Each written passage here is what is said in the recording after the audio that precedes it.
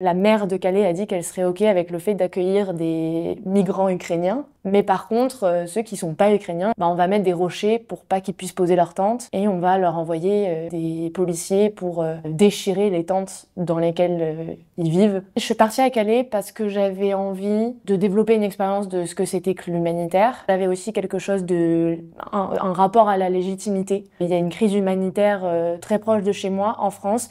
J'ai envie d'agir là-bas plutôt que de partir à l'autre bout du monde où j'ai peut-être pas vraiment connaissance du contexte politique et de la façon dont on pourrait agir concrètement, quoi. Le premier truc que tu vois juste en face de la place de l'hôtel de ville, c'est un espèce de gros luminaire avec écrit solidarité. Un peu ce truc d'hypocrisie. Assez étrangement, moi, avant d'arriver à Calais, j'avais très peur de la vision qu'avait la population locale. Bien sûr, il y a beaucoup de personnes qui avaient une vision négative, mais il y a beaucoup de personnes aussi qui me disaient « moi, j'ai envie d'aider, mais en fait, j'ai l'impression que tout ce que je ferais serait inutile et que de toute façon, à partir du moment où les autorités ont décidé que ces personnes ne devraient pas être là, moi, je suis impuissante. » C'est aussi le truc à Calais, on a très vite un sentiment d'impuissance. Tu te sens inutile parce que ce que tu fais, c'est pas à toi de le faire normalement, c'est à l'État de le faire. Tous les services qui entourent les personnes exilées, c'est des associations qui les réalisent. C'est des assos qui viennent distribuer l'eau, distribuer de la bouffe, distribuer des habits, les assos qui font tout, mais pour autant, on se sent inutile parce qu'on se dit que tant qu'on le fait nous-mêmes, on donne une raison à l'État de pas le faire à notre place. C'est important de se sentir inutile en tant que personne à Calais, parce qu'on n'est pas des super-héros. C'est pas toi qui vas aller à la frontière et qui va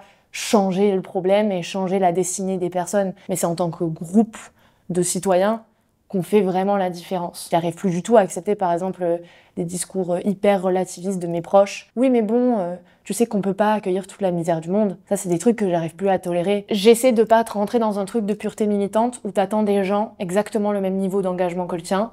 Tous mes potes ont pas eu la même éducation que moi. J'ai fait des études de sciences politiques. C'est normal que une grande partie de ma vie tourne autour de ça. Maintenant, je sais que je pourrais pas être amie avec des gens qui lésinent sur beaucoup de valeurs d'humanité. Mais bon, je pense que je serais pas très heureuse et j'aurais du mal à me regarder dans le miroir.